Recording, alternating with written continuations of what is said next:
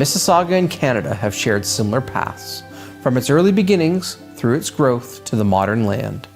The story of 1867 and Confederation is an old one. The dangers from abroad, the deadlock at home, the coalition ministry whose leaders had been bitter adversaries before its formation, and who joined together in the pursuit of a greater ambition and a common purpose. Then there were the three conferences, Charlottetown, Quebec, and London. Uncertainty in the Maritimes, pressure from the Canadas, and parliaments and provinces moving like pieces in a chess match. The names ring through Canadian history: Brown, Cartier, Cockburn, Galt, Howland, MacDonald, McDougall, McGee, Mowat, Tupper, amongst many others, fathers of Confederation all. You might wonder, what was historic Mississauga like in the years leading up to Confederation? How did the people in this place feel about the idea of a grand union? Historic Mississauga, then known as Toronto Township, was not unlike other rural areas in Canada, albeit with our own stories, challenges, and people who helped to shape what was to come. Port Credit and Streetsville, our two largest villages, were in their early years of growth. Other places such as Clarkson, Cooksville, Arundel, Malton, Meadowvale, and many more were becoming established. Hamlets such as Burnhamthorpe, Hanlon, Mount Charles, Palestine, Puckyhuddle, Sheridan, and Somerville, amongst others, were well known on the landscape. But this place was young, its land still to be shaped from the wilderness. Families were building more permanent dwellings. This was quickly becoming a place to establish roots and build a permanent foothold on Canadian soil. This house was built by James and Emma Peer in 1867. If we were to pursue a grand union, what kind of place would this country be? Residents of historic Mississauga faced the same challenges and questions as did others through the United Province of Canada. Did the Conservatives hold the answers? Should they follow Jim Hillard Cameron and William Pierce Howland's emerging support of John A. Macdonald's party? Or can the Reformers and Clear Grits under James Cox Atkins and George Brown do what they had so far failed to do and bring consensus on the path forward? It was a plan without consensus and without an apparent champion. The concerns and pressures were real. Pressures from the United States, a long and undefended border, threats of invasion, which would be realized with the Fenian invasions in 1866, and uncertainty from abroad. The political situation was also in flux, with no clear majority or consensus, a house divided between English and French concerns. A stalemate lasting for years led to a quagmire. Very little was accomplished, with 8 elections between 1841 and 1863. Frustrated and seeking a path forward, reformer George Brown crossed the floor on June 24, 1864, joining the Conservatives led by John A. Macdonald and Georges-Étienne Cartier, forming the Great Coalition. Led by John A. Macdonald, the coalition sought out union with the Maritime provinces. Following conferences in Charlotte, Quebec, and London, England, the United Province of Canada, Ontario and Quebec, joined with Nova Scotia and New Brunswick to form the Dominion of Canada in 1867. It is hard to gauge what the feelings would have been like here at home in historic Mississauga towards the idea of Confederation. There seems to have been little said about the affairs in local newspapers, although there were some articles arguing against the Confederation in the Streetsville Review. However, in 1861, reformer James Cox Atkins, who represented this area, was defeated by John Hillard Cameron, a conservative and supporter of Confederation.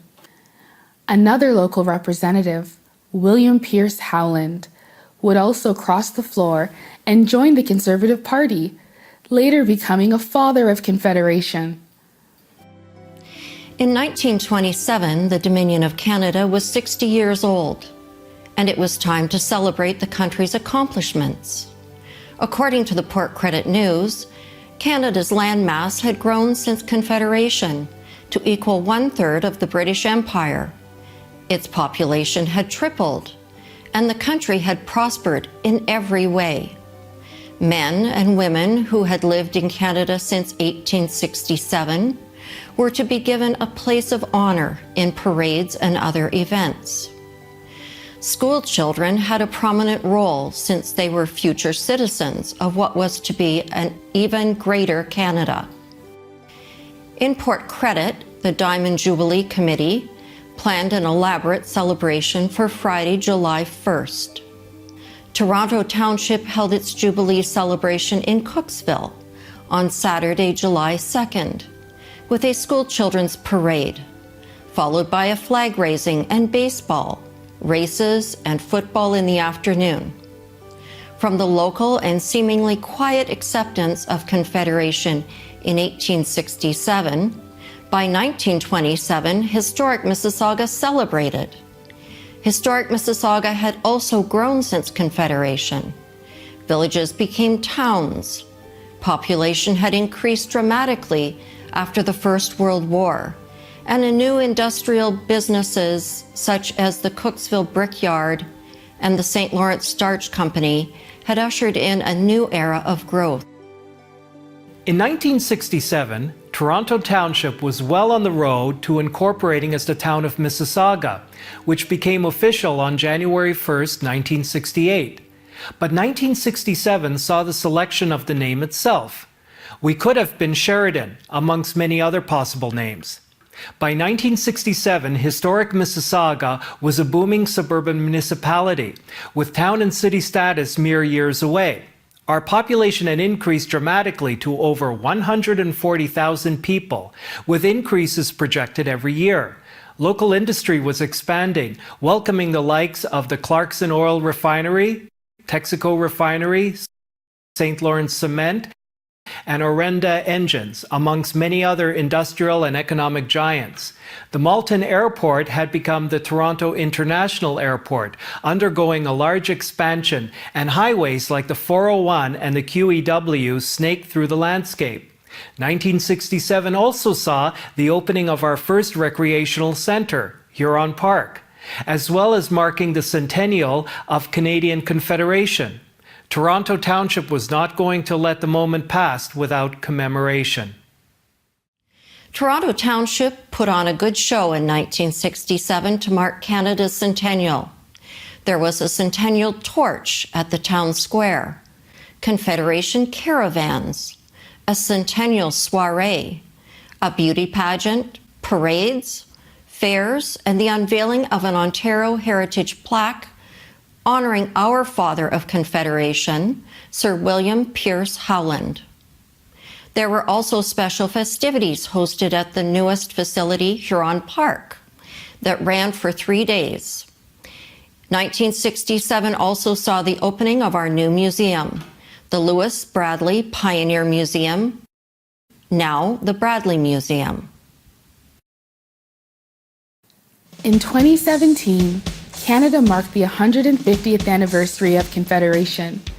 Here in Mississauga, our Canada 150 festivities celebrated our rich cultural diversity and unique heritage, our exceptional parks, trails, and waterfront spaces, street banners, neighborhood block parties, public art installations, tree plantings, Canada Day fireworks across the city, and Canada's biggest birthday card.